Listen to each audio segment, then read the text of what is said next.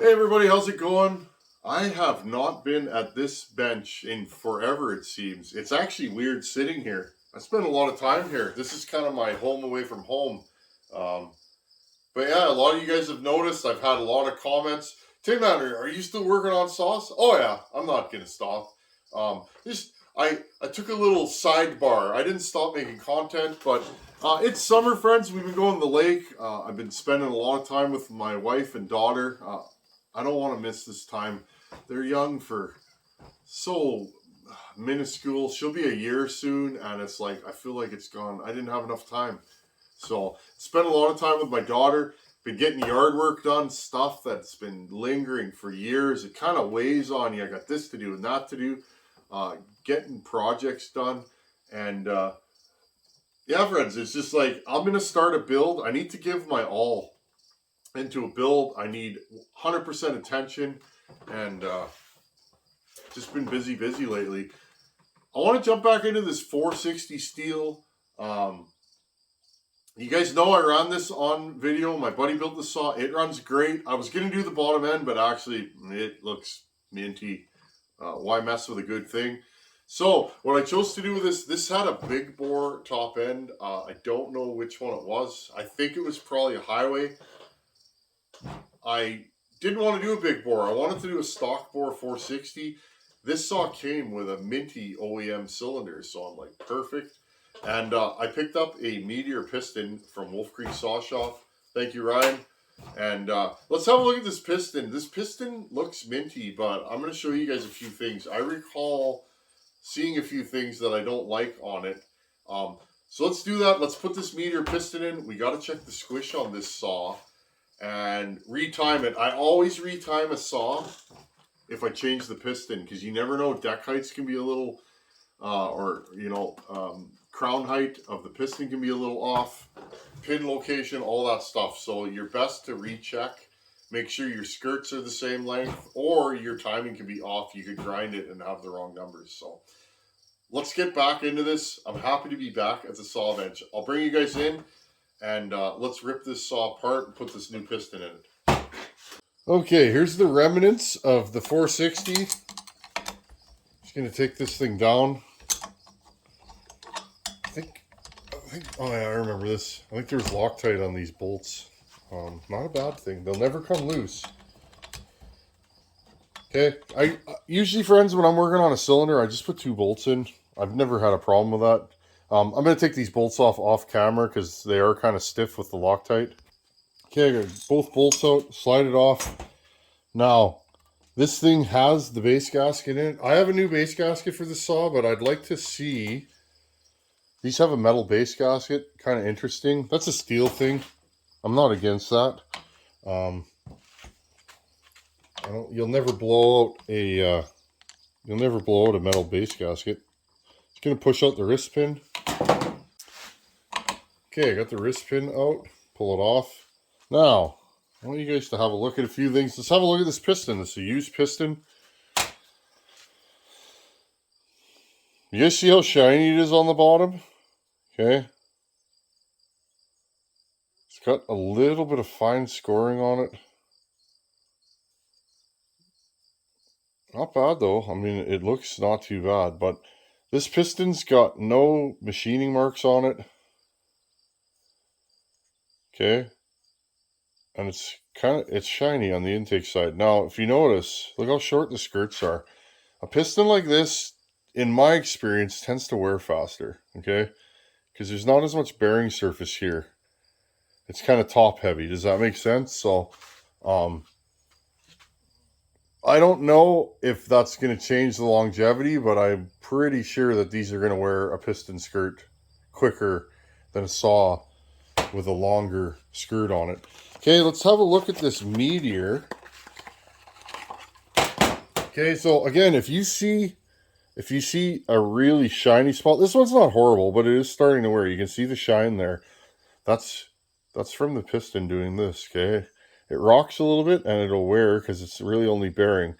The farther your skirts are down, usually the less wear you'll get on it, okay?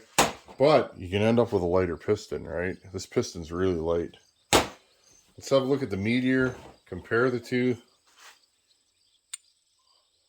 This Meteor looks bang on with the OEM. In fact, I don't really see any difference. Weight-wise, they feel the same in my hand. Again, this comes with caber rings. Now, there's a couple ways I can play this game. And I'll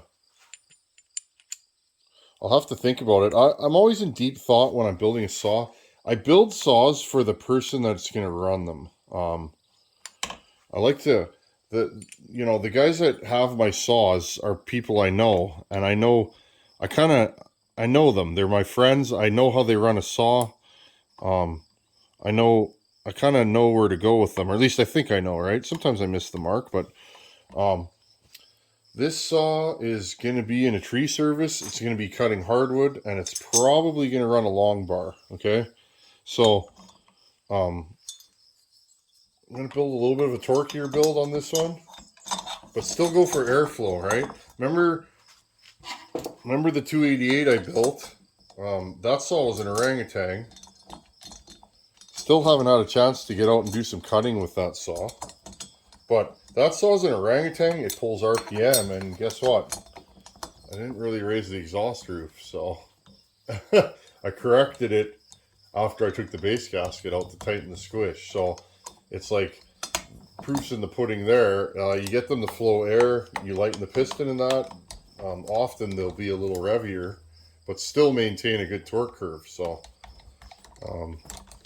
and again, just my opinion.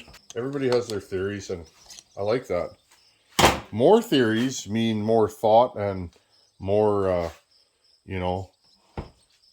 more different ways to build a saw. And if you blend different styles, sometimes you get just an incredible saw. Okay, I don't know where this thing's at. I'm checking if it's tight. Okay, I think we're good here. Okay, now I'm going to show you guys from the top this time. Let me show you guys from the top.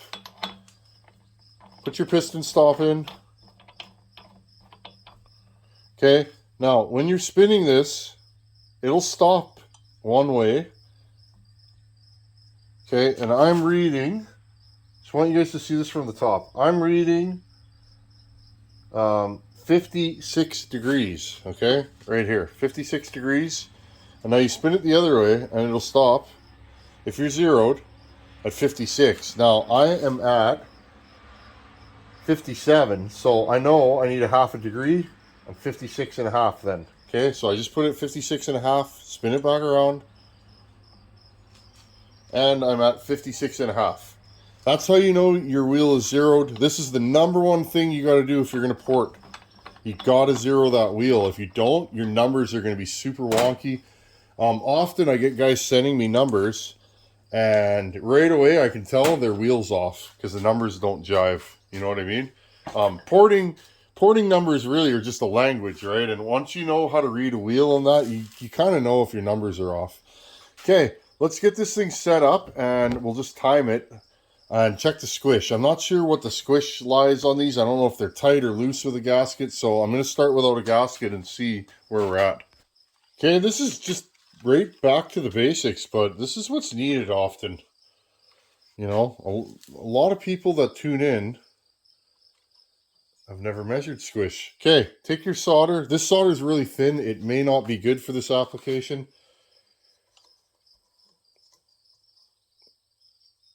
Make sure your exhaust port's closed. Okay, now I'm just turning this by hand with the flywheel. What do you see? It's squished, okay? That's why it's called squish. Okay, and here's our squish, 19 thousandths. So if I put sealant on here, the squish will end up at about 22 thousandths. The sealant, once you squeeze it out, it'll always have about 2 or 3 thousandths left. Okay, so that's fine.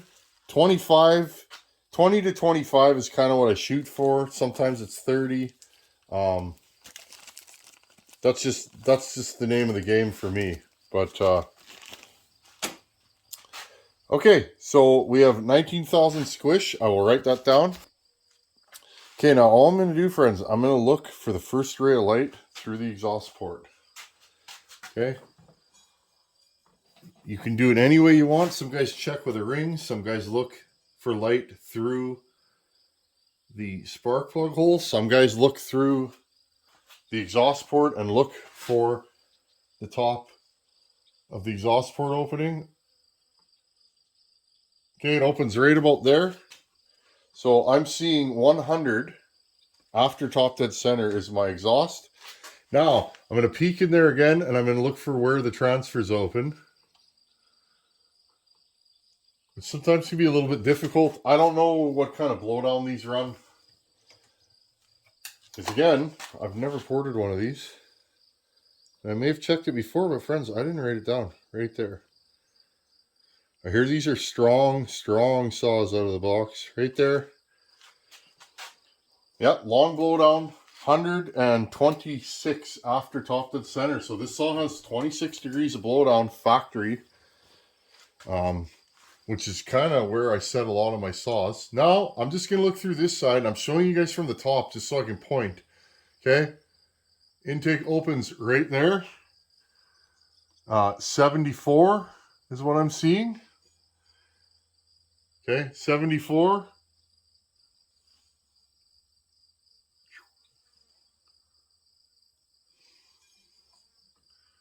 I'm just double, triple checking. Sometimes you get out of whack.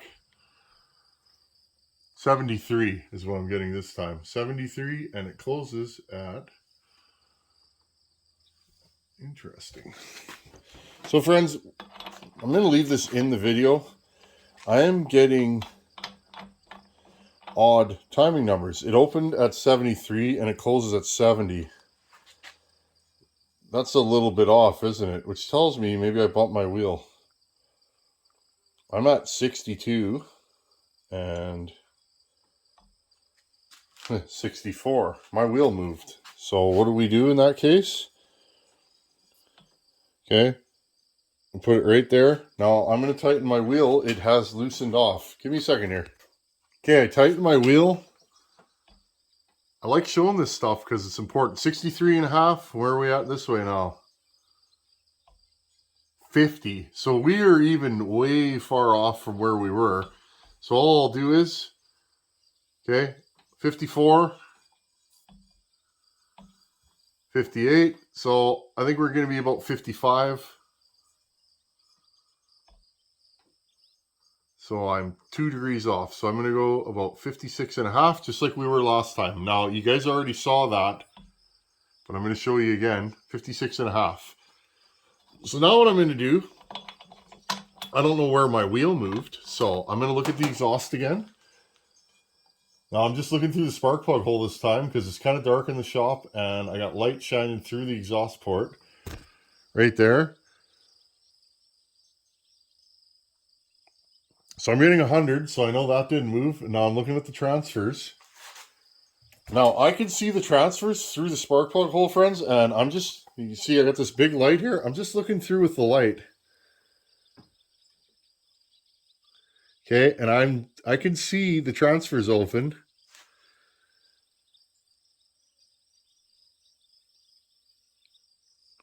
Right about there.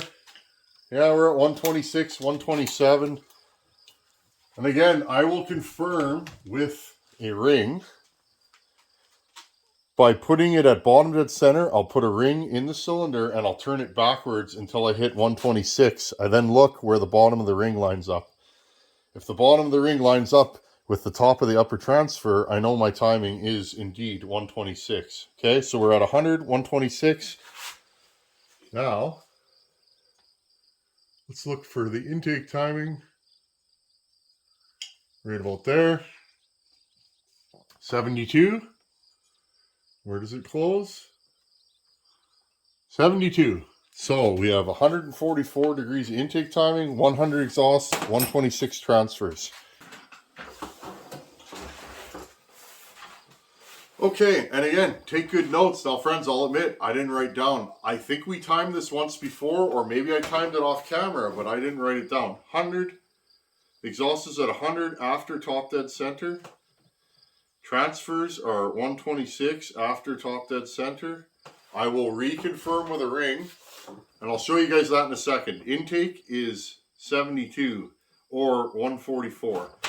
Okay, so what am I going to do with this? Well, I do know from previous attempts at porting stills, I find stills run sweeter with a little less intake timing than huskies. So I may add 2 degrees. I'll probably run this thing around 150, 148, somewhere around there. I'll do some shaping on the intake. Exhaust, I like 100. 100's a good number on this saw. So what am I going to do? I'm probably going to widen the exhaust port a smidge. Maybe reshape it. And again, we'll do that on video.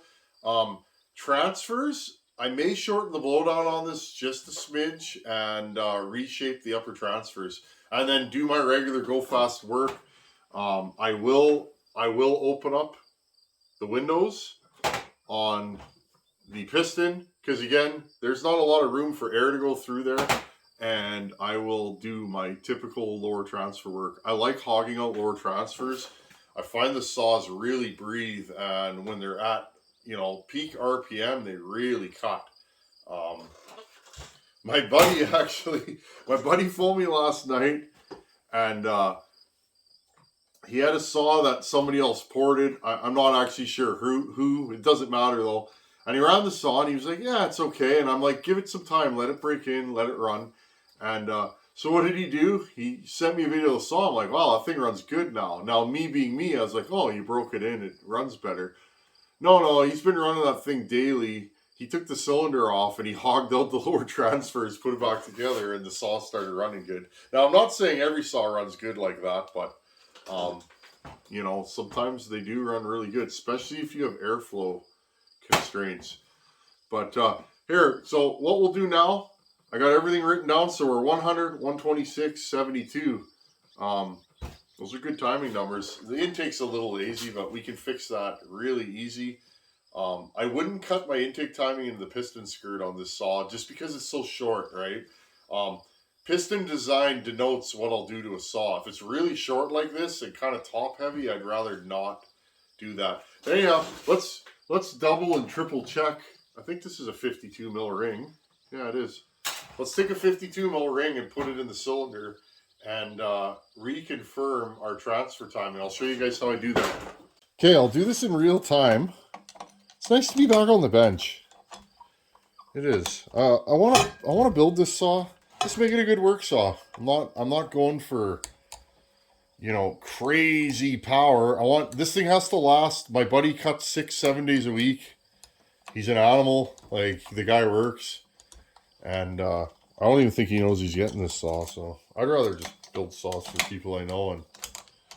And the thanks for me is when they've been running it years later and they go, "Man, that saw's just been great." That feels good.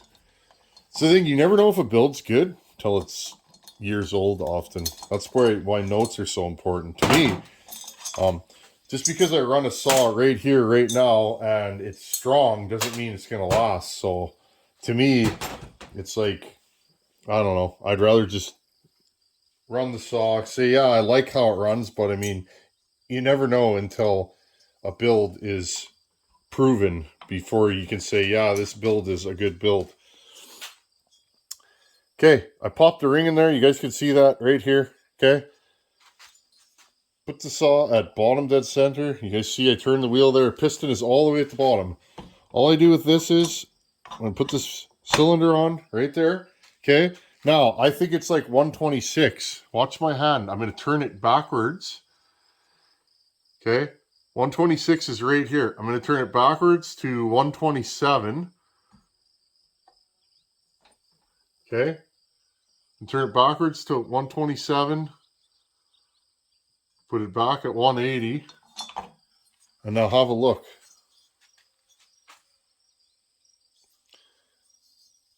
I'm going to get the light in here, friends, so you guys can see.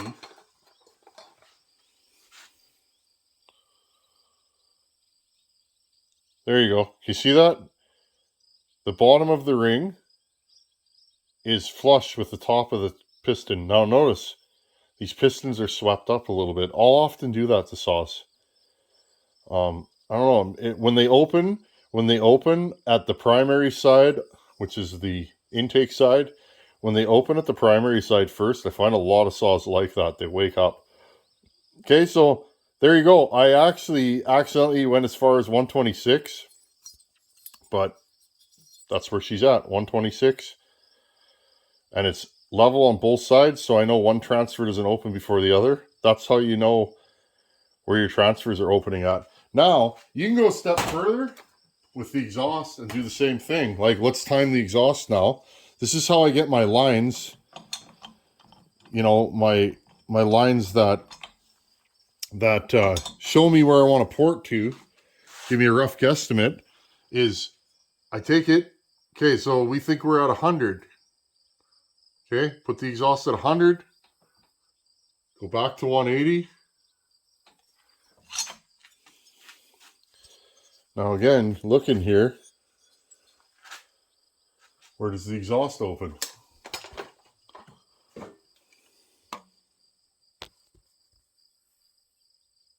Flush. Notice you can't see the ring in there. Okay. It's flush at 100. So I know the exhaust is indeed at 100.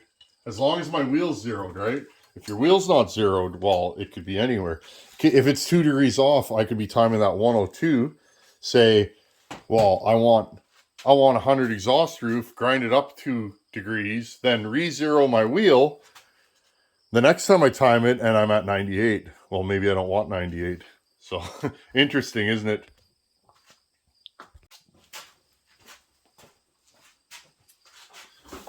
Okay, I think that'll be our video for today. I just wanted to get back into this project and be fun to give a Stihl a love, or some love. It's nice to work on different brands. You can learn a lot when you work on different brands of saws. Every manufacturer has a really good saw or a class of saws, or they have a good run. Look at the transfers, the port timing, your crankcase velocity, or crankcase, not velocity, friends, capacity. There we go. Your crankcase capacity, and you can go from there. Is the intake straight on? Is it cocked to one side? Is it tall and skinny, or short and skinny, or is it tall and narrower? You can learn a lot. Piston designs, how much does the wrist pin weigh? It's endless, friends. So I like working on Stihls. I find pound for pound the Stihls I port, they're a little stronger than my Husky builds. I've heard other guys say that too. Stihl builds a good saw. I got nothing against Stihls. You know, they don't show up for sale here. And my biggest thing is I like the anti-vibe of a Husqvarna. So I'll take no tingling in the hands at the end of a day over, you know, 0.2 more horsepower, but that's just me. Anyhow, friends, thanks for hanging out. Good to be back with you on the saw bench. And this week, I'll get to grinding on this thing. Thanks for watching. Take her easy. Later.